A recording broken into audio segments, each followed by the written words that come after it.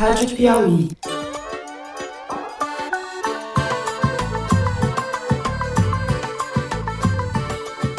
Olá, sejam muito bem-vindos ao Foro de Teresina, o podcast de política da revista Piauí. Obviamente que me preocupa essa subida do dólar, é uma especulação. É um jogo de interesse especulativo contra o real nesse país, porque não é normal o que está acontecendo.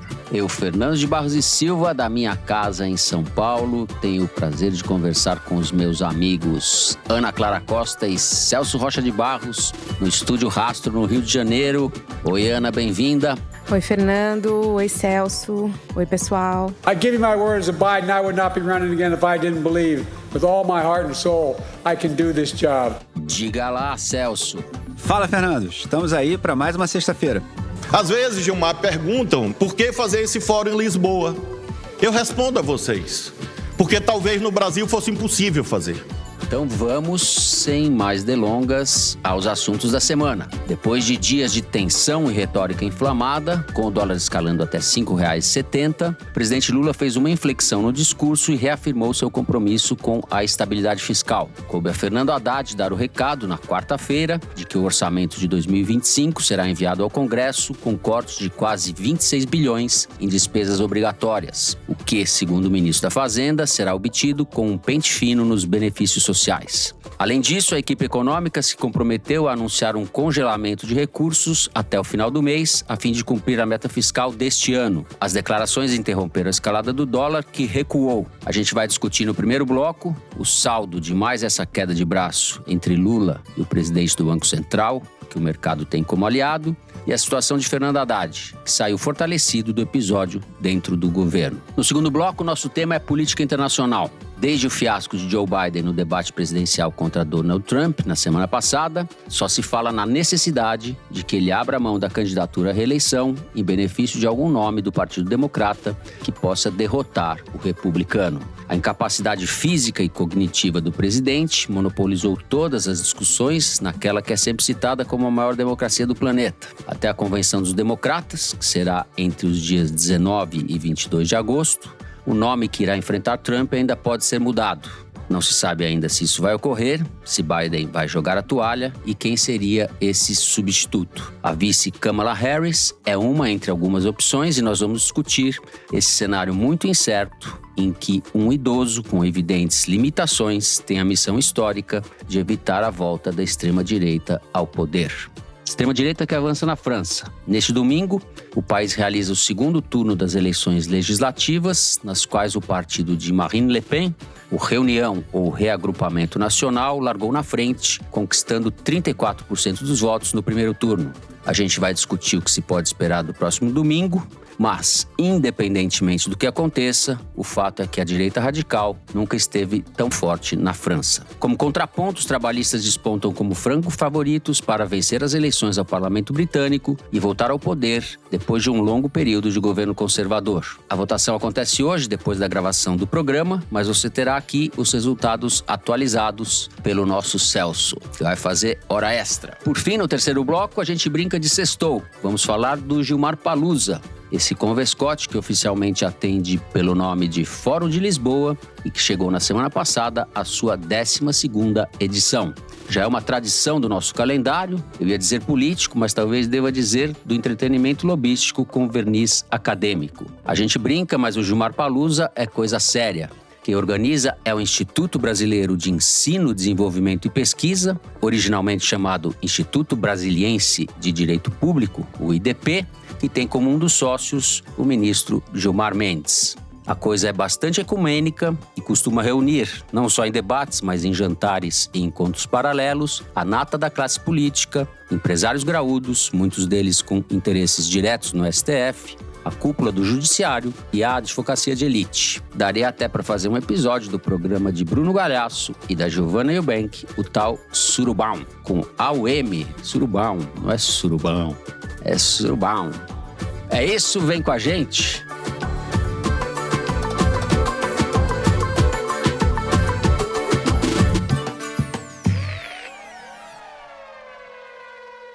Muito bem, Ana, podemos começar com você. Nessa quarta-feira, o ministro Fernando Haddad arrumou o meio de campo e parece que a tensão que vinha se acumulando ao longo dos últimos dias, arrefeceu. Conta pra gente o que aconteceu. Bom, Fernando, a gente teve 2 momentos recentes aí desde abril, né? O Roberto Campos Neto, presidente do Banco Central, avançando o sinal em demonstrações de pretensões políticas, né? Que a gente falou algumas vezes aqui no foro. E o presidente Lula retomando as críticas quase diárias ao Banco Central e à política de juros. Ao mesmo tempo que isso tudo acontecia, o mercado aguardava alguma sinalização de corte de gasto do presidente, uma sinalização que nunca vinha. Então, nesse contexto de discussão via opinião pública entre Banco Central e governo e falta de sinalização de corte, o real foi derretendo.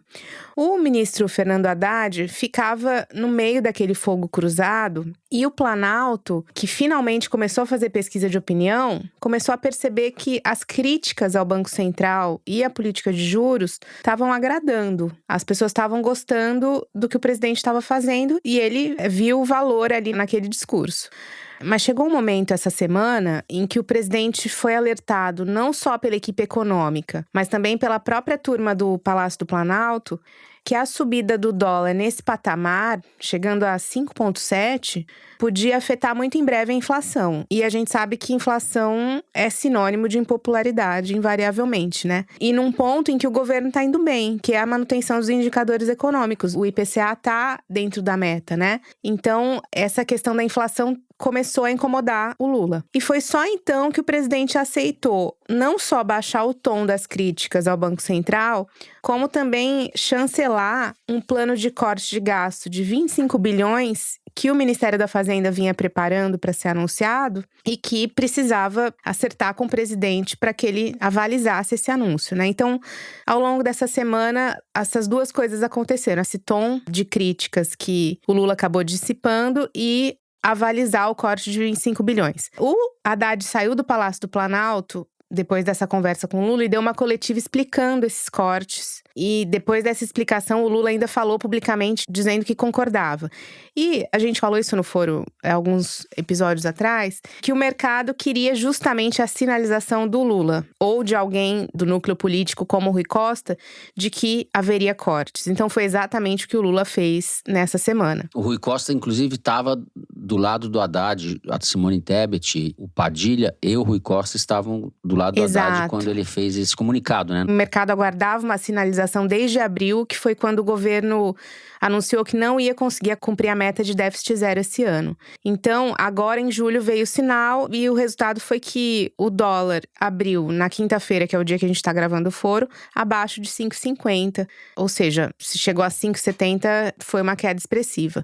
Agora, assim, a gente se pergunta às vezes, né? Mas o governo é refém do mercado. De certa forma é. Existe uma dinâmica cambial de taxa de juros, inflação, que o mercado opera e que afeta o governo, afeta os indicadores. A boa vontade do mercado pode ajudar o governo e a má vontade do mercado pode prejudicar muito. E já existe uma má vontade inerente do mercado em relação ao PT, já existe um ranço do PT em relação ao mercado. Essas 2 más vontades são de priscas eras, né? Não são de hoje. Então, assim, a gente também não pode esperar um diálogo tranquilinho entre eles, como era com o Bolsonaro. Sempre vai ser um pouco na canelada, né? Agora, esse corte de gastos que o Haddad anunciou vai ser feito no orçamento de 2025 e vai abarcar gastos sociais. Mas o que ele diz é que esses cortes vão vir daquele pente fino que o Celso já falou aqui no foro alguns episódios atrás, que está sendo feito pelo Ministério do Planejamento para detectar dreno de dinheiro público em ações que não fazem mais sentido, ineficiências. Quando ele fala de corte em gasto social, não significa necessariamente que vai cortar X% do Bolsa Família, entendeu? Agora, eu queria falar também um pouco desse ruído que aconteceu essa semana, depois de uma nota na coluna do Lauro Jardim no Globo, que mencionava que algumas pessoas achavam que o Banco Central não estava atuando para baixar o dólar de propósito, para deixar o governo queimar. E o PT acabou amplificando essa notícia, aumentando ainda mais o tom da crítica ao Roberto Campos Neto.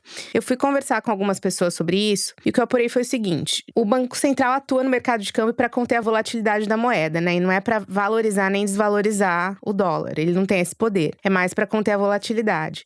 E o BC usa, para fazer isso, contratos de swap cambial, que é uma operação que acontece no mercado de derivativos e que envolve também taxa de juro. Enfim, é uma coisa para investidor profissional. Fundos, bancos, instituições credenciadas pelo BC a operar esse tipo de coisa. O Banco Central entra, em geral, vendendo dólar por meio dessas swaps para controlar essa volatilidade. Hoje, o Banco Central opera mais ou menos 800 milhões de dólares por dia nesse mercado de derivativo cambial. Ou seja, isso significa que o Banco Central tem atuado muito nesse mercado. A pergunta que ficou é, o BC teria que fazer uma atuação mais profunda no mercado de câmbio, vender mais dólar para conter essa volatilidade dos últimos dias, né? E por que ele não fez isso? Mas conversando com algumas pessoas que entendem desse assunto, o que eu apurei foi que, na verdade, não. Eu ouvi foi que, em momentos de instabilidade interna, sobretudo instabilidade relacionada à política fiscal e monetária, que era o que estava acontecendo mais ou menos no Brasil, o Banco Central agir para conter essa volatilidade, além da conta, corre o risco de não adiantar nada, porque o mercado vê isso como um sinal de vulnerabilidade, de desespero,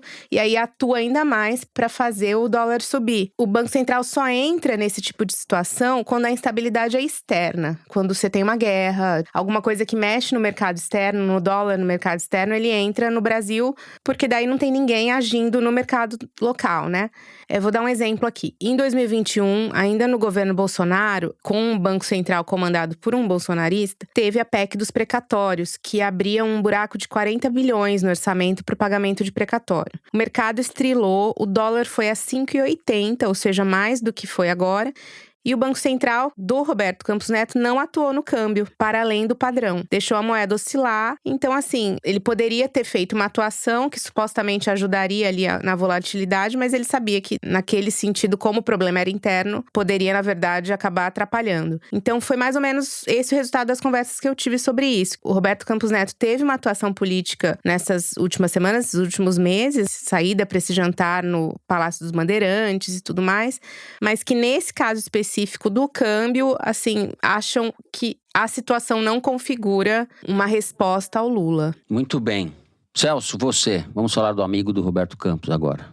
Pois é, BFF. Então, Fernando, eu acho que o Lula pisou numa armadilha. Eu acho que o Lula atravessou a rua para escorregar na casca de banana. Porque é o seguinte, como a gente falou aqui nos programas passados, todo mundo já esperava que o dólar fosse subir por causa das decisões do Banco Central americano. Vamos só recapitular aqui rapidinho. Durante a Covid, todo mundo derrubou o juro a zero, inclusive no Brasil. Assim, e tá certo mesmo, cara. Você tinha uma crise econômica gigantesca, tinha que fazer aquilo mesmo. Aí, na saída da Covid, você teve um pico de inflação pela desorganização das cadeias produtivas mundiais. Subiu o preço da comida, aquele troço todo. Os bancos centrais foram lá, todos eles embicaram o juro para cima para segurar a inflação. Aí você gerou essa situação super desconfortável no mundo inteiro, que inclusive a gente vai falar mais dela no próximo bloco, que é uma situação de baixo crescimento com juro ainda meio alto, entendeu? Nenhum governo gosta disso, o Lula também não. Para sair disso, você tem que ir puxando um pouco de cada lado. Mas o fato é, todo mundo sabia que o dólar ia subir. O Lula entrando nessa briga, nesse troca de ataques com o Banco Central, com o mercado em geral e abrindo guerra contra o discurso de corte de gasto, etc., ele provavelmente causa alguma turbulência no mercado de câmbio, alguma coisa do aumento recente deve ser por isso, mas ele, sobretudo, dá margem à oposição dizer que o aumento inteiro é por culpa dele, entendeu? Então, assim, é absolutamente bizarro dizer que o Lula fez com que o real caia 13% ao longo desse ano. Assim, cara, nem se o Lula pegasse todo o arsenal que ele tem na presidência da República e jogasse isso tudo para desvalorizar o real desse nível, ele conseguiria. Agora, é isso que a oposição vai dizer, porque o Lula deve ter alguma responsabilidade, algum ponto percentual disso aí deve ter sido essa turbulência política, viu? Governo Banco Central. Mas o Lula entrando nessa briga, ele vai dar margem para a oposição dizer que foi ele que causou essa desvalorização toda. E mesmo se você achar que é tudo ataque especulativo, isso não quer dizer que isso não seja uma questão real, porque se o dólar ficar alto demais durante, 15 dias, durante esses 15 dias, a fábrica de pão vai importar trigo para fazer pão por esse dólar super valorizado. O preço do pão vai ficar mais caro. Mesmo se ele tiver razão em dizer que é especulativo, etc., o melhor que ele faz é encerrar esse assunto, entendeu? O melhor que ele faz é matar essa no peito e levar. Então, assim, eu acho que isso ele errou, assim, inclusive politicamente. Eu acho que ele deu margem para um discurso de que ele é que está causando essa turbulência inteira, enquanto a gente sabe que o dólar subiria de qualquer jeito, como subiu em tudo que é país aqui da América Latina, inclusive. Eu até entendo que ele, como os outros governantes do mundo, não se sinta confortável nessa situação de baixo crescimento no juro alto. O Trump, por exemplo, na eleição americana, tem gente com medo dele mexer na autonomia do Fed, entendeu? Na autonomia do Banco Central americano. Assim, ele tem medo dos juros ficarem altos demais para a popularidade dele. Então, assim, isso não é um problema totalmente local, um problema só da ideologia do PT, etc. Agora, a melhor coisa que o governo faz é tocar o barco, porque a economia não está indo mal. Como a gente disse aqui antes, tem uma medida que os economistas usam, eles traduzem meio literalmente do inglês, índice de miséria. Mas aqui misery quer dizer tristeza, insatisfação, o cara achar que a vida dele tá ruim. Que é mais ou menos a soma da taxa de desemprego com a taxa de inflação. E o nosso índice de a vida tá ruim tá o menor desde muito tempo. O desemprego tá baixo, a inflação tá baixa também. Aí você vai dizer, mas então por que não está todo mundo felizão com o governo? Porque, no fundo, os preços subiram muito nos últimos anos, né? E quando a gente diz que a inflação está baixa, a gente está dizendo que os preços estão subindo mais devagar, mas os preços não caíram. Então, assim, as pessoas ainda sentem essa perda de poder aquisitivo que eles tiveram. No fundo, o que as pessoas gostariam é de ou uma redução de preço, que é praticamente impossível, ou de um grande aumento de salários, que só um crescimento econômico mais alto conseguiria entregar. Nenhuma dessas duas coisas está muito fácil de conseguir. De qualquer maneira, aparentemente, alguma trégua foi negociada na reunião de ontem, lá do Lula com a equipe econômica. Vocês notaram bem que, na hora do pronunciamento, eles fizeram de questão de botar o núcleo político do governo junto com o Haddad para falar, que é justamente para sinalizar. O Rui Costa está nessa também, o Padilha está nessa também. Fizeram isso foi bem pensado. Exato. Todo mundo é amigo. As medidas que eles vão anunciar, os 25 bilhões de corte, pelo menos em tese, são pentes finos em programas que tiveram aumentos de gastos que não parece ter muito justificativa. Então, você tem, por exemplo, aquele seguro-defeso, aquele negócio para pescadores. Aquele negócio subiu bem mais do que o nível de atividade pesqueira no Brasil sugeriria. Entendeu? Então, é possível que tenha irregularidades nisso. Tem muita gente que acha, uma coisa que, aliás, era compreensível. Quando teve a pandemia, na hora de dar o auxílio, foi dado meio sem critério o negócio. Depois, o cadastro do Bolsa Família com isso veio com problemas por causa desse negócio. O Bolsonaro ressuscitou esse troço há 3 meses da eleição, também sem critério nenhum, então é possível também que esteja dinheiro sendo gasto com gente que não precisa. Além desses 26 bi quase que vão incidir sobre o ano que vem, tem o corte a ser anunciado agora, né? Que vai causar algum descontentamento em alguma área, a gente não sabe o quê. Não sem um corte, dúvida, um congelamento, é possível que tenha contingenciamento, deve ter contingenciamento. É verdade, isso deve acontecer sim. Né? E assim, isso provavelmente já segura o arcabouço, porque o que interessa não é tanto, por exemplo, se a relação dívida-PIB vai ser 2 pontos para cima ou 2 pontos para baixo, é mais a direção que ela está evoluindo. E se ela estiver embicando para cima continuamente, assim, não é nem questão de saber se ela está tão alta assim. A questão é que corre o risco, dá a impressão de que ela está saindo de controle. Talvez esteja. Então, se o arcabouço continuar funcionando, ela não sai de controle. Todas as projeções mostram que a ideia inicial seria que estabilizasse no último ano do governo Lula, agora já vai ser depois, mas não é isso que vai fazer o país quebrar ou não. Então, assim, eu acho que assim, é uma hora, sobretudo, para sangue frio. O cenário internacional ficou pior do que o governo imaginava, a relação com o Congresso ficou mais difícil. Eu acho que, inclusive, parte da reação do mercado é uma avaliação disso, apesar dos caras que estão traduzindo isso em termos ideológicos, dizendo, isso é porque o Lula vai fazer a mesma coisa que a Dilma. Isso é insanidade, isso é loucura. O dia de trabalho do Haddad é ir no Congresso tentar derrubar as isenções fiscais que a Dilma deu, entendeu? Então, obviamente, não é a mesma coisa. Agora, eu acho que o mercado está em dúvida se perceber que a vida do governo ficou mais difícil com essa deterioração tanto internacional como das relações com o Congresso, e a dúvida é se o governo vai estar disposto a continuar no caminho que está, né? Assim, dentro desse cenário mais difícil. Eu acho que se você tirar tudo que é ruído, tudo que é especulação, narrativa sobra política, a aliança etc. do Fed com o Arthur Lira ainda. Sobre essa situação que de fato ficou mais difícil, entendeu? Que é uma questão realmente objetiva. O Haddad fez questão de bater bumbo, dizer que o arcabouço foi uma iniciativa do governo, que é óbvio, mas ele fez questão de lembrar também, porque como se o governo estivesse jogando contra o arcabouço, né? Ou o Lula, pelo menos, estivesse jogando contra o arcabouço. O Haddad fez questão de enfatizar esse ponto. Sem dúvida. E tem uma coisa que é assim, depois que fez, tá todo mundo amarrado a ele, entendeu? Eu me lembro quando foram votar o arcabouço fiscal, um pessoal do PT teve uma ideia idiota de votar sobre protesto. Vocês lembram disso? Uhum. Teve um pessoal que foi lá, votou a favor, mas falou, não, eu tô fazendo isso por causa do Lula, não sei o quê, mas não há. Cara, o que você acha que você tá fazendo? Você acha que se isso der errado, algum eleitor vai te perdoar por ter votado a favor porque você fez uma cartinha dizendo que votou sobre protesto, meu amigo? Pelo amor de Deus, cara, entendeu? Então assim, olha, tá todo mundo amarrado nessa. O governo vai boiar ou afundar, dependendo do que consiga entregar nessa área. Muito bem. Vamos encerrar, então, o primeiro bloco do programa. Fazemos um rápido intervalo No segundo bloco, a gente vai falar de Estados Unidos, França, Inglaterra, política internacional. Já voltamos.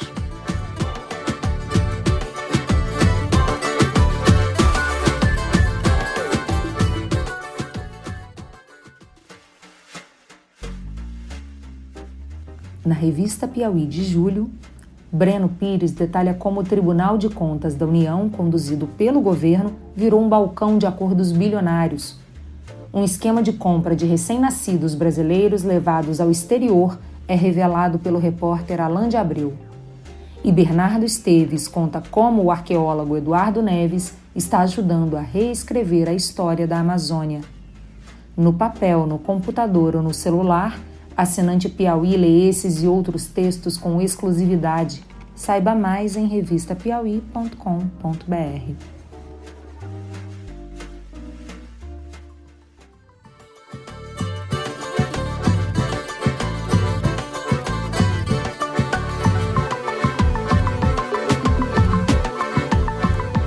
Muito bem, Celso, vamos com você. Na abertura, eu falei do revés na candidatura democrata nos Estados Unidos e da votação expressiva da França no primeiro turno. Podemos dizer que existe, de fato, uma onda de extrema-direita em países centrais do capitalismo. O que nós estamos vendo hoje? Então, Fernando, eu acho que assim, como a gente vai ver, claramente a extrema-direita está saindo fortalecida desse processo. Mas eu tomaria cuidado em dizer que a onda é de extrema-direita. O que me parece mais preciso é que está tendo uma onda anti-incumbente, anti o cara que está no governo. Então, por exemplo, um pouco tempo atrás teve uma eleição na Índia e o governo de direita da Índia até ganhou, mas teve um resultado muito pior do que esperava, por exemplo. Teve muito mais gente votando na oposição do que se esperava. Enquanto a gente está gravando aqui, é bem possível que os conservadores percam para a esquerda no Reino Unido. O que me parece mais claro no momento é que está sendo muito difícil ser governo no mundo nesse pós-Covid, como a gente falou no bloco passado, e as oposições estão lucrando em cima disso. Onde a oposição principal é de extrema-direita, a extrema-direita está saindo bem, né? A novidade é essa, né? Que a direita migrou para uma extrema-direita em vários lugares do mundo. Na América Latina, isso é evidente. No Chile, na Colômbia, na Argentina, no Brasil. Inclusive, uma coisa interessante acompanhar a eleição britânica é se o partido do Reform, né, o partido do Brexit, aquele negócio, vai conseguir eleger gente. Porque eles conseguiram fazer o Brexit, mas eles raramente conseguem eleger alguém. Então vamos ver se isso vai acontecer. Bom, começando pela França. Primeiro, assim, é preciso explicar um pouco como é que é o sistema eleitoral francês, porque ele é importante para a gente entender o que está rolando. Anotem aí, ouvintes, porque é complicado esse negócio. É complicado. Assim, em geral, aliás, essa complicação não faz a menor diferença. Na maioria das eleições não faz. Mas esse ano fez. Lá é assim, tem voto distrital para deputado. Então você vota para deputado só junto aí com os seus concidadãos das pessoas que moram perto de você aí, dependendo do tamanho do distrito. Só que lá, o voto distrital tem segundo turno. Então, assim, tem um segundo turno para onde vão os dois candidatos a deputado mais votados no seu distrito. Mas tem uma outra regra que diz o seguinte: se o terceiro colocado tiver mais que 12,5% do eleitorado daquele distrito, não é dos votos, é do eleitorado, ele também vai para o segundo turno. Então, por que isso é importante? Porque a chance do cara chegar a 12,5% do eleitorado depende muito do comparecimento eleitoral. Quanto mais gente for votar, maior a chance do terceiro colocado chegar no 12,5% no distrito dele. E esse ano o comparecimento subiu muito. Eu acho que está em 67%, algo assim. O voto não é a maior desde 97%. Né? O voto não é obrigatório, exatamente. E aí, com esse número muito maior de pessoas que foram votar, aumentou a chance dos terceiros colocados, em geral, chegarem a 12,5%. E uma outra coisa que aconteceu é o seguinte: boa parte dos partidos lá estão reunidos em blocos agora. Bom, as eleições francesas eram famosas por ter, assim, você tem o cara que ficou em primeiro, segundo, terceiro, e 5 caras de esquerda com 2 ou 3% de pequenos partidinhos lá, microscópio de esquerda. Mas não eram tão microscópicos assim, quer dizer, tinha em eleição para presidente, tinha 2%, 3%, é bastante coisa. E esses vários grupos se uniram em geral. Então, assim, a gente atualmente, no momento, tem 3 grandes grupos, que é o grupo do Macron, o grupo de extrema-direita e o grupo da esquerda unida, que ali no grupo de esquerda unida tem desde o cara social-democrata mais moderado, Tony Blair, etc., até os comunistas. Então, como esses grupos estão unidos, os terceiros colocados também ficaram mais fortes. Então, na última eleição passada, segundo a Rádio França Internacional, só 8 distritos tiveram segundo turno. Esse ano são mais ou menos 300 distritos com segundo turno. E qual é a relevância disso? Se você só tem 2 candidatos, o cara que ganhar vai ter que dar um jeito de ter a maioria dos eleitores. Isso é muito ruim para o cara que tem um partido radical lá, que só tem uma basezinha radical que consegue lá seus 30%. Mas se tiver 3 candidatos, Você pode perfeitamente ganhar com 30%. Isso tudo facilita a vida do cara que tem uma base que não chega a ser maioria, que é o caso do partido da Marine Le Pen, está longe de ser a maioria do eleitorado, mas se ele conseguir os seus 30 e tantos % nesses segundos turnos de eleição legislativa e os outros dois dividirem voto, eles levam aquele distrito. E aí eles podem ganhar a maioria parlamentar. Então, assim, para a gente saber se a extrema-direita vai ganhar ou não a eleição na França, o que a gente tem que apostar é o que vai acontecer na estratégia do pessoal do Macron e do pessoal da esquerda de se unir contra a Marine Le Pen. Agora, você falou que o Lula escorregou na casca de banana no outro bloco. O Macron também, né? Atravessou a rua para escorregar na casca de banana. Mas e aí em outra escala, né, cara? Um nível de... Em outra escala, mandou exato. Importar uma banana do outro lado do mundo, entendeu? Mandou passar cera na casca de banana, entendeu? Assim, tomou um porre e ficou sambando em cima da banana até escorregar, entendeu?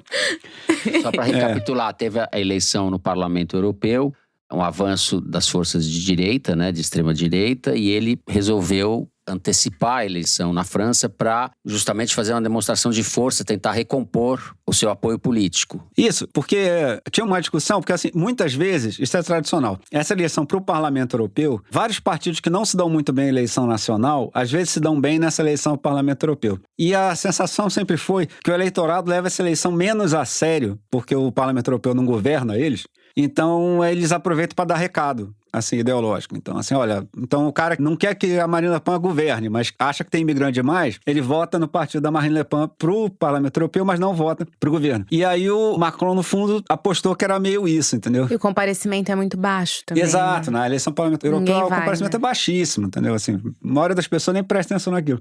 E aí ele apostou que seria uma coisa dessa, entendeu? E aparentemente se deu muito mal. Então agora a questão é saber se a esquerda e o pessoal do Macron vão conseguir levar à frente o acordo que eles estão fazendo dos seus terceiros colocados desistirem. Então, onde o terceiro colocado for de esquerda, ele desiste e prega voto no cara do Macron e vice-versa, entendeu? A esquerda está fazendo isso, no partido do Macron está sendo mais difícil, porque o pessoal está dizendo que depende muito de quem é o cara de esquerda naquele distrito. Se for um cara desse social-democrata mais moderadão, eles conseguem desistir numa boa, mas se calhar de ser o cara do Macron em terceiro e um cara trotskista lá em segundo, ele tem uma certa dificuldade. Então, eu acho que o resultado da eleição vai depender basicamente do sucesso dessa estratégia. É complicado, mas ficou compreensível. Ana, vamos atravessar o Atlântico? Assim, eu acho que a tese do Celso, se confirmando ou não, que se trata, na verdade, de uma troca de incumbente, né? As pessoas querem mudar quem está no governo.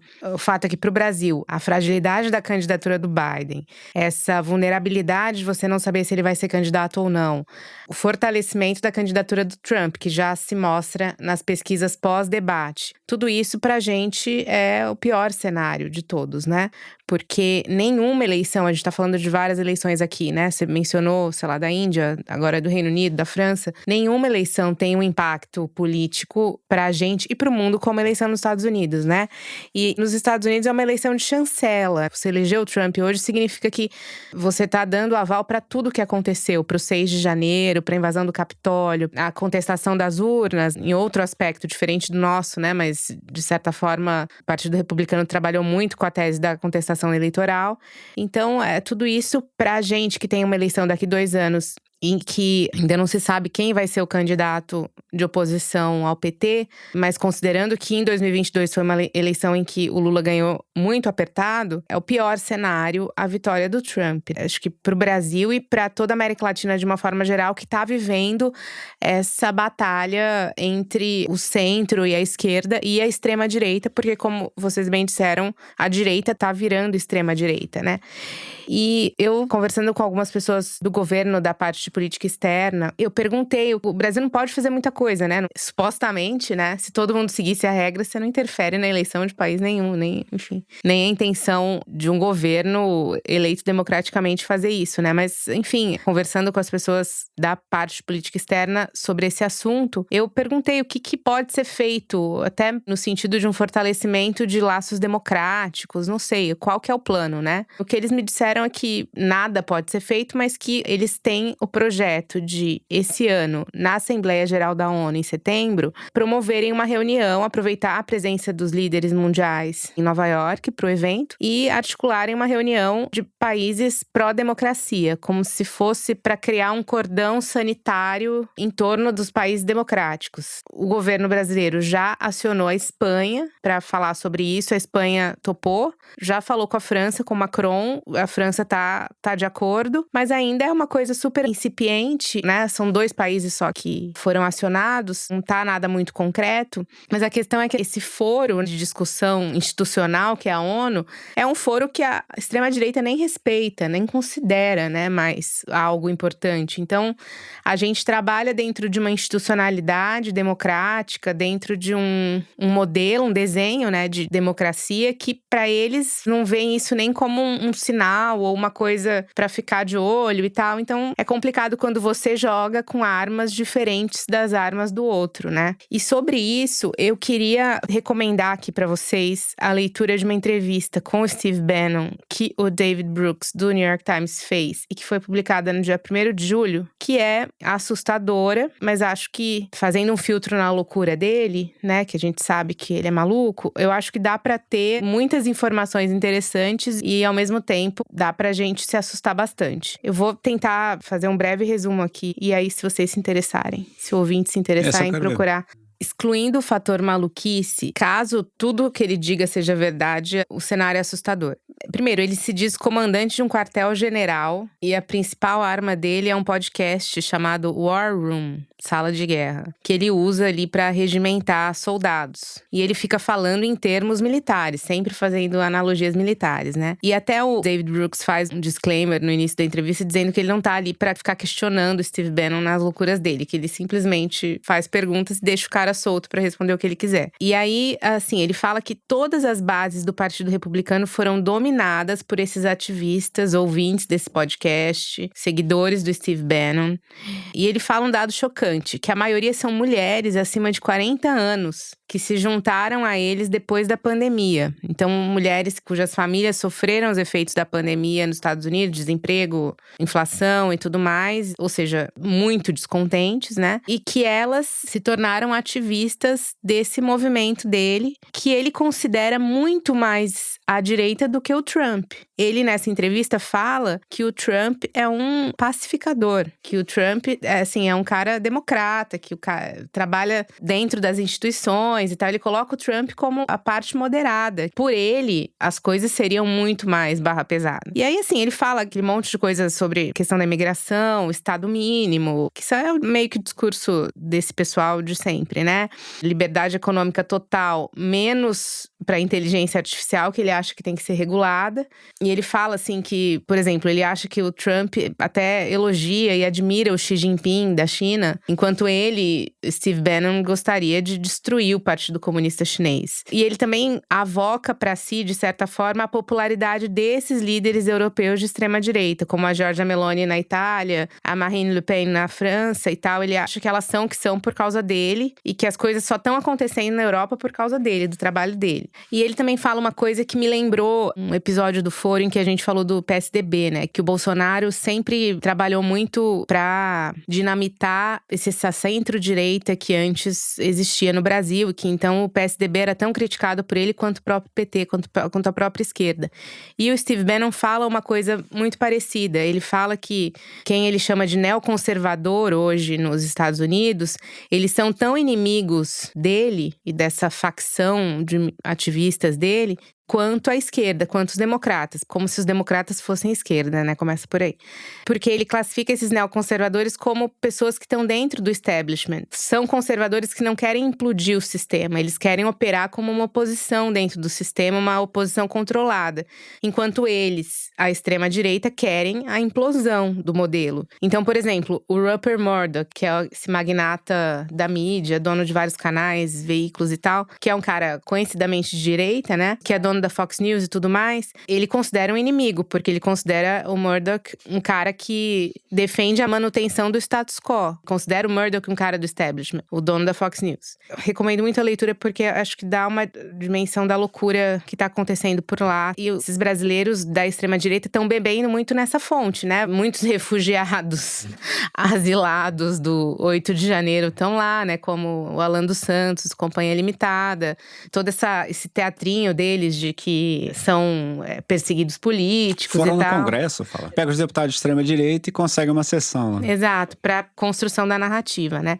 E existe um contato, uma ligação direta do Eduardo Bolsonaro com o Steve Bannon, que era o Felipe Martins, que foi preso, mas que, apesar de ter sido preso, o contato continua. Então, assim, é ali que a estratégia existe na origem, né? Então, é uma coisa que a gente não estava tendo que olhar antes, mas eu acho que a gente vai ter que voltar a olhar. E para concluir, a historiadora e ganhadora do Pulitzer, Anne Applebaum, que escreve para a revista The Atlantic, ela acabou de lançar um livro chamado Autocracia S.A., e aí eu tô fazendo uma tradução livre, porque o livro não foi lançado no Brasil ainda, em que ela traça um paralelo do que une esses autocratas no mundo hoje, né? Tanto os eleitos quanto esses que desejam uma eleição, como é o caso na França e tudo mais.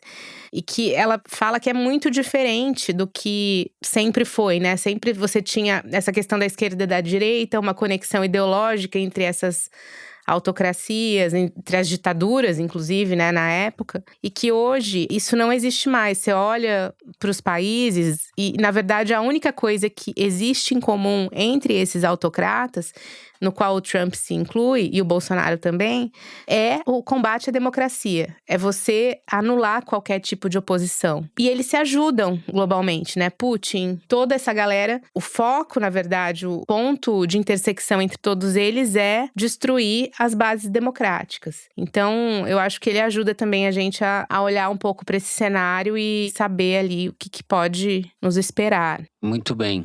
Applebaum tem um livro importante sobre o leste europeu, né, Celso? Que é o seu assunto. Ela escreveu vários. Ela escreveu um sobre a Guerra Fria e escreveu um livro… Sobre a Cortina de Ferro. Isso, o Cortina de Ferro. E escreveu um aterrorizante sobre a grande fome da Ucrânia nos anos 30, que… Cara, eu só recomendo você ler se você tiver com muita disposição para ouvir história triste. Celso, vamos fazer a última travessia do Atlântico rapidinho. A gente vai atualizar os dados do Reino Unido, mas a tendência clara é de que os trabalhistas voltem ao poder, interrompendo aí o ciclo dos conservadores, certo? Pessoal, entrando aqui na hora extra para dizer que os resultados iniciais e as projeções indicam uma vitória bastante confortável para o Partido Trabalhista no Reino Unido. Os trabalhistas devem ficar com algo como 400 assentos no parlamento, o que é muita coisa. Deve ser uma vitória um pouco menor, mas na mesma escala da goleada aplicada pelo Tony Blair em 1997. O líder trabalhista Keir Starmer deve ser o próximo primeiro-ministro. É uma derrota histórica do Partido Conservador que pode ficar com a menor bancada de sua história. Chega ao fim, assim, o ciclo de governos que fizeram o Brexit. Agora começa um desafio gigante para os trabalhistas que terão que administrar um país em situação muito pior do que a dos anos 90 e 2000, a última vez em que eles foram governo. Perfeito. A gente encerra então o segundo bloco do programa, vamos para um rápido intervalo e na volta vamos falar Fórum de Lisboa ou Gilmar Palusa. Foro de Lisboa. Foro de Lisboa, não. É o nosso Fórum. Rival. É. Já voltamos. Sextou!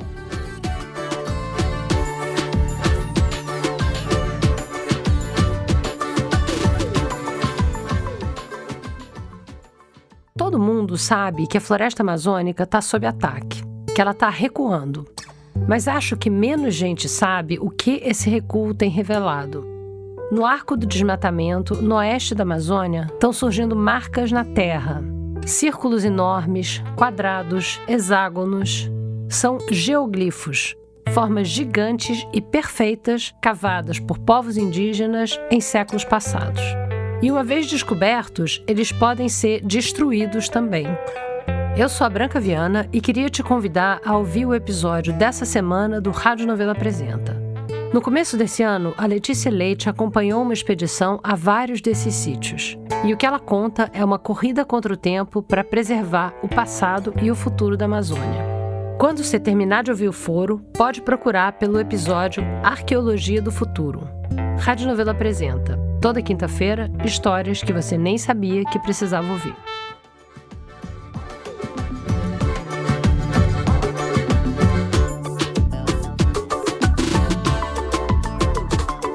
Muito bem, estamos de volta. Nós vamos com você, Ana Clara, porque esse fórum de Lisboa é escandaloso em mais de um aspecto, né?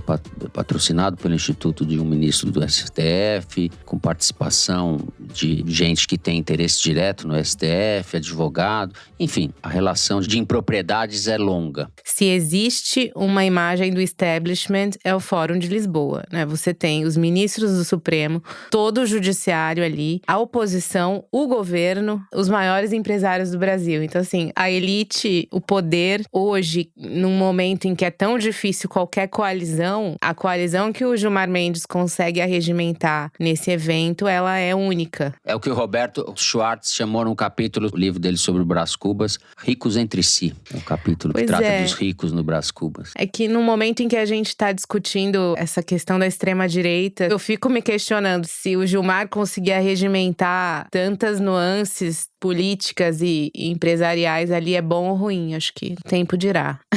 Bom, vamos falar do que interessa. Essa questão das viagens dos ministros, ela não acontece de hoje, mas a frequência hoje ela é sem precedentes. Assim, o patamar é absolutamente esdrúxulo e levanta muitos questionamentos sobre a transparência no Supremo. Para vocês terem uma ideia de como isso se desenrola ao longo dos anos, em 2006… primeiro governo Lula, o então presidente do Supremo, Nelson Jobim, foi bastante criticado porque uma reportagem da Folha de São Paulo mostrou que em um ano ele tinha feito 32 viagens dentro do Brasil e 4 viagens para fora do Brasil, para eventos jurídicos para os quais ele havia sido convidado individualmente, ou seja, não era uma viagem oficial, ele não tinha sido mandado pelo Supremo. E a Folha fez a conta, ele ficou 84 dias fora em um ano. E na maioria das vezes essas viagens elas eram pagas, grande maioria das vezes, mais de 80% dos casos, elas eram pagas por quem convidou. E mesmo assim, o Nelson Jobim pedia diária por todos os dias que ele ficou fora. Então ele ganhava, tipo assim, R$500 por dia de viagem do Supremo, para viagens que já tinham todos os custos cobertos pelo patrocinador. E o Supremo pagava ele. Então a Folha fez essa matéria, foi um constrangimento, assim, naquela época eles se sentiam ainda constrangidos com esse tipo de coisa.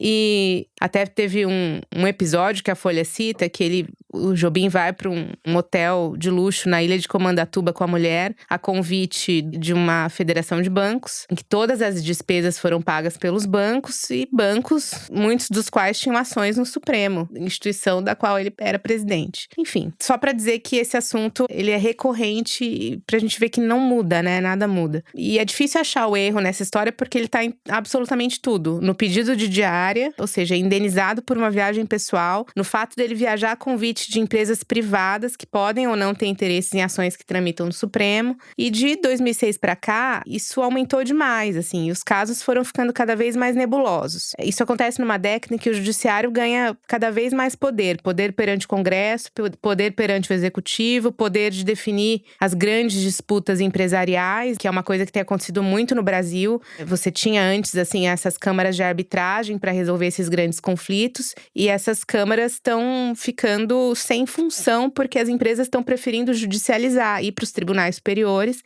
porque elas estão achando que lá tá mais fácil de ganhar. Então, essas viagens pagas por patrocinadores, na maior parte do tempo empresas, acontecem ao mesmo tempo que esse outro movimento vem acontecendo em paralelo. Eu vou citar só apenas alguns eventos recentes, né? Teve o Fórum Jurídico de Siena, na Itália, em que o Alexandre de Moraes foi convidado a palestrar, acabou indo com a família inteira. E é quando houve aquele episódio lamentável envolvendo um bolsonarista e o filho do ministro, e que acabou sendo divulgado, né? Que o filho foi agredido por um bolsonarista. Tem tido todo ano um evento promovido pela OAB em parceria com a Universidade Complutense de Madrid. Em Madrid, você tem agora uma novidade, que é o Fórum Brasil Jurídico de Ideias. Só com convidados brasileiros, mas que acontece por alguma razão inexplicável em Londres, num hotel 5 estrelas chamado The Peninsula. É bastante explicável dentro dessa lógica dessa gente, porque é inacreditável a capacidade, a tentação para boquinha, para o privilégio, para tirar proveito, para tudo que é errado. Essas pessoas não sabem que, assumindo o cargo que elas assumem, elas têm que se comportar de acordo com o que o cargo exige. E elas fazem exatamente o contrário do que o cargo exige.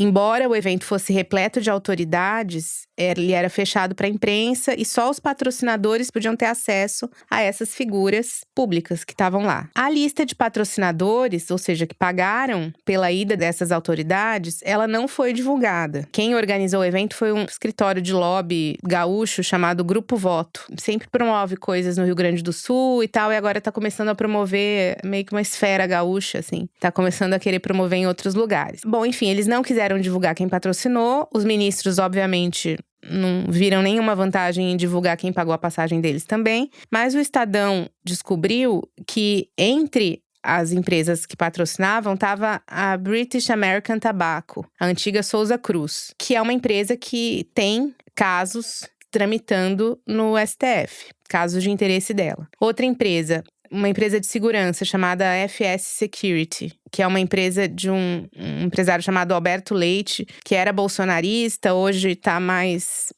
embrenhado aí no governo Lula, tal, aquele empresário que está onde tem que estar, sabe? E o Banco Master é um outro patrocinador que o Estadão descobriu. Mas então, assim, você tem uma empresa, que é essa British American Tobacco, que tinha um caso do qual o Toffoli era relator, um caso no qual ela tinha interesse, e o Toffoli era convidado de um evento patrocinado por ela em Londres. Ela pagou indiretamente uma viagem para o relator desse processo.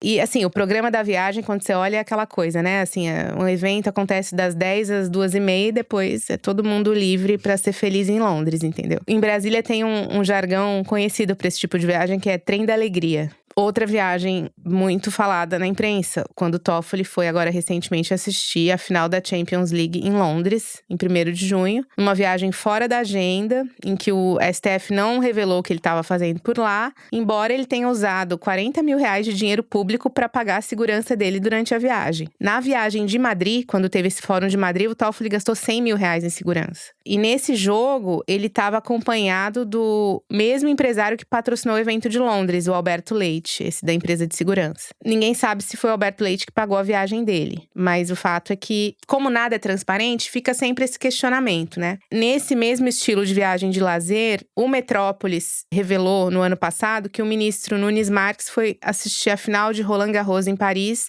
num jatinho de um advogado que atua em processos do STF. Também não houve nenhum tipo de transparência ou prestação de contas. Então, assim, diante de todo esse histórico, vem o Fórum de Lisboa, organizado pelo IDP, né, que, como o Fernando bem lembrou, tem o ministro Gilmar Mendes como sócio, que acontece todo ano. E você hoje pertencer ao mundo jurídico ou empresarial e não ser convidado para esse evento é um atestado de relevância completa, assim. Você tem que estar lá. E, assim, o evento antes era mesmo jurídico, só que esse ano se tornou até parcialmente empresarial e eles até tiraram a palavra jurídico do nome, então ficou só Fórum de Lisboa e não Fórum Jurídico de Lisboa. E aí, assim, esse contexto do aumento do poder do judiciário que a gente vê acontecer, todas as empresas foram para Lisboa para fazer eventos paralelos ao fórum, aproveitando que tinha um monte de autoridade lá. Então, assim, teve jantar da XP, teve jantar da Azul, a companhia aérea, teve um escritório de advocacia chamado Tawil Shecker, que é um grande escritório, que inclusive acabou de contratar o Augusto Aras como sócio, que fez também um jantar, levou o Temer para o evento, patrocinou a ida do Temer, como se o Temer precisasse de patrocínio de passagem para ir para Lisboa. E teve também uma universidade, dessas universidades que admitem todo mundo que passar 50 quilômetros dela, sabe? Universidade do Brasil, chama, que o fundador foi até preso já. Eles também fizeram um jantar bem frequentado por ali, cheio de ministro do STJ. O Joesley Batista, por exemplo, pegou o aviãozinho dele para ir para Lisboa só para comparecer ao jantar da Esfera durante o fórum e voltou para São Paulo.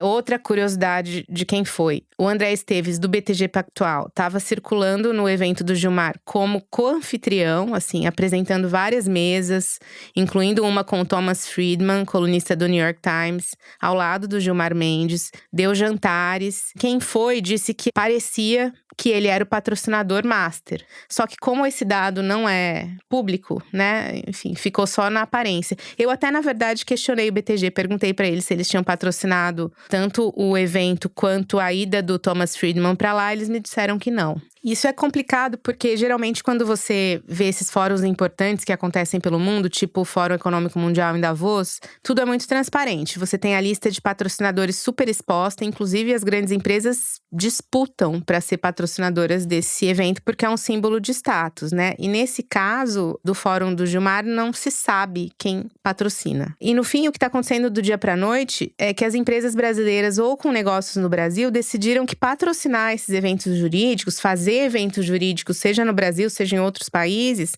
na verdade é uma forma de influência, né? De você conseguir uma plataforma de contato com pessoas que talvez você não conseguisse marcando uma audiência ali para ir no gabinete daquela pessoa, né? Então existe todo um interesse. Num outro evento que aconteceu esse ano, não foi no Fórum do Gilmar, foi na Brasil Conference, que é um evento que acontece em Boston, que é organizado por estudantes brasileiros em universidades americanas ali da região, e que também é cheio de autoridade, etc. Uma fonte minha, por exemplo, viu o ministro Luiz Fux, do Supremo, conversando ali muito alegremente com o filho dele, que é um advogado chamado Rodrigo Fux, e com um empresário do setor farmacêutico, João Adib, que tem grandes ações no Supremo. A conversa pode ter sido uma conversa banal sobre o tempo, sobre o clima, sobre Netflix, entendeu? Mas diante da falta de transparência dessas viagens, para quem tá observando a cena, como essa fonte minha que tava lá, fica aquela sensação estranha de uma conversa inadequada. Então, talvez uma sensação como essa fosse dissipada se os ministros revelassem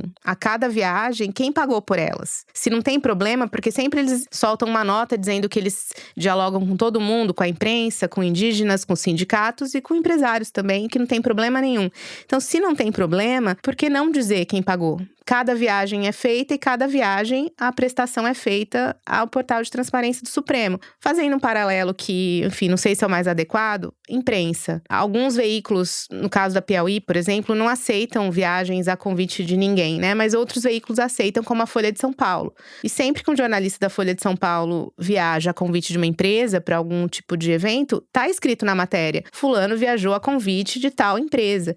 Porque é uma questão de transparência, porque você não vai publicar uma matéria e não vai dizer que aquilo lá, enfim, tem o interesse de uma empresa em te mandar para aquele lugar, entendeu? E aí é uma questão de escolha ética jornalística ou do veículo de comunicação. A gente não está falando de um cargo público, né? De um funcionário público, e ainda mais com essas atribuições de julgar, decidir a vida de empresas, de pessoas, etc. E do país, em determinados casos. Exato. É gravíssimo. Essas coisas são gravíssimas. Celso, Conrado Dubner, que é professor da Faculdade do Lago São Francisco, Direito Constitucional e colunista da Folha, que tem batido muito nessa tecla, né? Ele fala da cultura de lassidão ética das profissões jurídicas. Pois é, Fernando, o Conrado tem razão nessas críticas que ele faz, né? O Gilmar Palusa é um pouco como se a Netflix resolvesse adaptar Os Donos do Poder, do Raimundo Fauro, para o cinema, entendeu? Assim, se você quisesse pegar o livro do Raimundo Fauro, que é famoso por falar da promiscuidade histórica no Brasil entre setor público e setor privado, de uma cultura que mais preocupada com favores do que com direitos, enfim. Como a Ana bem disse, ninguém está dizendo aqui que todo mundo que foi no Gilmar Palusa foi lá para fazer sacanagem, para roubar dinheiro ou para fazer o que for. Quando o festival vira encontro de poderosos, muita gente vai porque quer participar de uma discussão onde coisas serão resolvidas. A partir do momento que vira um nexo de poder, um monte de gente vai por causa disso, e não necessariamente porque quer, enfim, roubar dinheiro. Mas a questão é a seguinte: por que a gente deixou que o festival se tornasse um ponto de encontro do poder, né? Porque, em primeiro lugar, por que o poder não pode fazer suas discussões em solo brasileiro, certo? Por que as discussões não podem ser abertas ao público? E por que na hora que os ministros do Supremo vão discutir questões nacionais, os empresários que têm causa no Supremo precisam estar lá, entendeu? Visto que, inclusive, o povo brasileiro não está. certo? Assim, então, os trabalhadores brasileiros não vão no Gilmar-Palusa. Os moradores de periferia não vão. Então, assim, por que a discussão do poder vai acontecer fora do Brasil e só com rico? Eu não estou querendo obrigar o ministro do Supremo Tribunal a viver como franciscano, não, entendeu? Assim, eu acho que o ministro do Supremo tem que ganhar bem. Eu acho inteiramente legítimo que eles compareçam a eventos jurídicos internacionais. Então, se o cara vai num Congresso Mundial de Direito Constitucional, pô, tá ótimo, eu quero que vá. Eu quero que os ministros do Supremo brasileiro sejam atualizados com o que há de melhor no pensamento jurídico internacional. Agora, um evento em que quase todo mundo é brasileiro poderia perfeitamente acontecer aqui e que parece render muito pouco em termos de pensamento jurídico. Assim, qual foi a grande tese jurídica que foi desenvolvida nesses vários anos de encontro? O que saiu dali que entrou para o corpus teórico do pensamento jurídico brasileiro? Enfim, é tudo muito esquisito, é tudo muito pouco transparente. E as instituições brasileiras têm que se conscientizar que elas quase morreram outro dia, cara. Que teve uma tentativa de golpe no Brasil, que pode haver outras, e elas não podem ficar dando esse mole. Elas têm que restaurar uma área, uma aura de sobriedade, né? Uma aura de respeito à coisa pública, etc. Tudo que o Supremo não precisa no momento é fornecer munição para os caras que falam mal do Supremo, que dizem que os caras do Supremo são corruptos, etc. Entendeu? Mesmo que não sejam, mesmo como a gente disse aqui, pode ser que a discussão não seja corrupção, mas não tem por que dar esse mole, né? O programa é hoje só sobre gente que escorregou em casca de banana que não precisava, né? Enfim. Não venham ficar colocando a culpa na imprensa, que pega no pé, ou tem implicância, exato, como disse o Barroso no Roda Viva. Não, pois é, se a imprensa não falar disso, vai falar do quê, cara? Entendeu? Assim, juntou todo mundo que manda no Brasil num negócio de rico. E eu acho um escárnio para conversar. Não vai falar disso? Nós recebemos até indígenas. Olha só. Isso é um escárnio, usar os indígenas para justificar conversa privada com Joesley Batista, etc, né? Pô, pelo amor de Deus, entendeu? Bom, agora sim sextou, diretora. Vamos encerrar o terceiro bloco do programa por aqui. Fiquei até nervoso. Vamos para um rápido intervalo, respirar fundo e na volta, Kinder Ovo, direção. Já voltamos.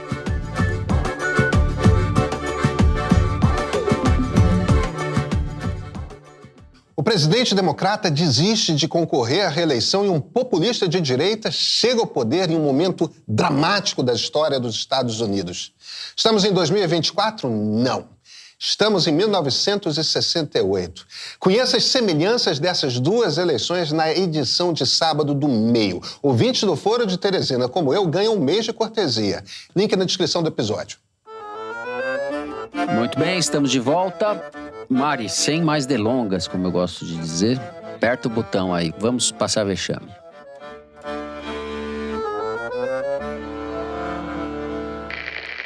O Milei, que tá dando uma de moleque, que vai pra internet falar mal de um presidente da República. Isso é coisa de moleque, de vagabundo. Então, o Milei é um vagabundo. Ai, gente, a Argentina tem um presidente que é vagabundo. José Guimarães? Lewandowski. Omar Aziz. Omar Aziz, Celso matou a charada. Aê! Quem fala é o senador Omar Aziz, PSD do Amazonas, em sessão no Senado nessa semana. Muito bem, Celso. Ponto para você. O Celso vai liderando o Kinder Ovo, né? Quer dizer, depois da grande liderança do Ninguém Acertou, né? Muito bem. É isso. Com essa vitória do Celso, a gente vai direto para o momento Cabeção. Vamos começar com você, então, Celso. Você que ganhou o prêmio, começa o Cabeção. Bora. Então, a minha recomendação é o livro Continuo Preta, A Vida de Sueli Carneiro. É a biografia da grande intelectual negra brasileira Sueli Carneiro, feita pela professora Bianca Santana. E é uma pesquisa muito legal. A Bianca, inclusive, eu participei de um evento com ela e, se eu entendi corretamente, ela foi escrevendo esse livro e organizando a Casa Sueli Carneiro, que tem em São Paulo atualmente, e é um centro de eventos e debates, tem visitas guiadas, etc., dedicados à vida da Sueli. Então, assim, eu acho que é uma obra que rende homenagem a um intelectual muito importante que foi por muito tempo negligenciado. Muito bem. Ótima dica. Ana Clara. A minha dica é o livro Lutas e Metamorfoses de uma Mulher, de um autor francês chamado Édouard Louis. Ele faz um sucesso tremendo na França com aquele estilo literário de autoficção, em que tem pouca ficção, na verdade. Ele conta muito a história dele, que é gay, como que foi o processo de aceitação, o preconceito que ele sofreu. E nesse livro especificamente, ele trata da mãe dele, né? O que me interessou foi a pobreza que ele descreve na França, assim. A família dele dependia de cesta básica doada para comer. E ele não é um imigrante, ele é um francês, mãe francesa, pai francês. Quando ele descreve a infância dele, ele tá falando dos anos 90. Então, a pobreza que ele descreve de uma família francesa, apesar de toda a questão do estado de bem-estar social na França, todos os auxílios que existem, isso me ajudou a entender um pouco esse movimento que está acontecendo na França e que a gente vai ver o desfecho no domingo, né? Essa ascensão da extrema-direita e tudo mais, me colocou ali um elemento que eu não conhecia e que eu acho que ajuda a explicar muita coisa do que está acontecendo lá. É isso. A minha dica, rapidamente, é o romance 3 Camadas de Noite, da incrível Vanessa Bárbara. É um romance autobiográfico sobre a depressão de uma mãe, as voltas com o filho recém-nascido, e tudo que decorre dessa situação no mundo pandêmico. E como costuma acontecer com as pessoas depressivas que são geniais, a Vanessa, ou a narradora da história, consegue ser muito engraçada diante das situações mais inesperadas ou carregadas de sombra. Vale muito a leitura. Eu aproveito também para recomendar a Feira do Livro, organizada pelo Paulo Werneck, da 451, que está acontecendo até domingo, agora na Praça Charles Miller, em São Paulo, e que já faz parte do calendário cultural da cidade. É de graça, tem gente bacana falando e passeando por lá, tá cheia de livro e de alto astral, parece por lá. É isso. A gente encerra, então, o Momento Cabeção, vamos direto para o Correio Elegante. Eu vou começar, então, o Correio Elegante com uma mensagem do Radamés, que não tem sobrenome. Diz ele o seguinte, Celso: fiquei surpreso com a informação de que a família do Celso Rocha de Barros é de Corumbá. Me pergunto se os comentários argutos vêm de sangue poeta. Seria o jovem Celso parente do velho Manuel? Manuel de Barros. Pô, sim, mesmo? Sério? É. Ah, como que você joga isso só agora? Olha isso, ele escondendo ouro. Agora a gente matou a charada, hein, Ana? Agora a gente matou a charada. O cara joga essa. Tá explicado. Meses depois. Ah, fala sério, Celso. Como é que você guardou esse segredo todo esse tempo? Ninguém me perguntou. O que ele é? Pô, mas... Não, ele é meu primo de algum grau aí, cara. Eu não sei qual. Muito bem. Que o meu pai conheceu ele. A Kelly Félix mandou o seguinte: conheci o foro num grupo de amigos carinhosamente chamado de Turma do Pudim. Não raro, os episódios eram compartilhados com o taxativo "Vocês têm que ouvir", e desde então sigo aqui. Então, agradeço publicamente aos meus amigos da Turma do Pudim e peço aqui que deixem um abraço para essa galera inteligente e divertida com quem tenho dividido as alegrias e agruras de ser brasileira. Em especial ao amigo Felipe Rosalvo, que não só me adicionou ao grupo, como descolou uma dedicatória do Celso para mim no livro PT Uma História e gentilmente enviou para Brasília, onde moro. É sempre bom contar com gente inteligente em tempos obscuros e o foro e essa turma formam a dobradinha perfeita do meu dia a dia. Um grande beijo e avante. Kelly e Turma do Pudim, um beijo. Abração para Kelly e para a Turma do Pudim. O Tiago Junqueira nos mandou: Fernando, Ana e Celso, no dia 13 de julho, vou me casar com a pernambucana que me apresentou ao foro há 3 anos. No começo, confesso, eu ouvia desconfiado como um bom mineiro que sou, mas logo me rendi e me tornei também um Teresiner. Peço que mandem um beijo para minha noiva Laís e deem a bênção para a nossa união, que sigamos juntos com a companhia semanal de vocês, discutindo os rumos do nosso país e esperançando. O amor venceu. Laís e Tiago, muitas felicidades para vocês e muito obrigado aqui por ouvir a gente. A bênção, ela pediu a bênção. Opa, vamos dar a bênção. Bom, a gente vai encerrando o programa de hoje por aqui. Se você gostou, não deixe de dar 5 stars pra gente no Spotify. Segue no Apple Podcast ou na Amazon Music, favorita na Deezer e se inscreva no YouTube. O Foro de Teresina é uma produção da Rádio Novelo para a revista Piauí. A coordenação geral é da Evelyn Argenta. A direção é da Mari Faria, com produção e distribuição da Maria Júlia Vieira. A checagem do programa é do Gilberto Porcidônio. A edição é da Evelyn Argenta, da Luísa Silvestrini e do Thiago Picado. A identidade visual é da Amanda Lopes. A finalização e mixagem são do João Jabassi e do Luiz Rodrigues, do Pipoca Sound. Jabassi e Rodrigues, que também são os intérpretes da nossa melodia tema. A coordenação digital é da Bia Ribeiro, da Emily Almeida e do Fábio Brizola. O programa de hoje foi gravado no Estúdio Rastro do Dani Di, no Rio de Janeiro, e na minha casa em São Paulo. Eu me despeço assim dos meus amigos. Tchau, Celso. Tchau, Fernando. Até a próxima sexta. Tchau, Ana. Tchau, Fernando. Até mais. É isso, gente. Uma boa semana a todos e até a semana que vem.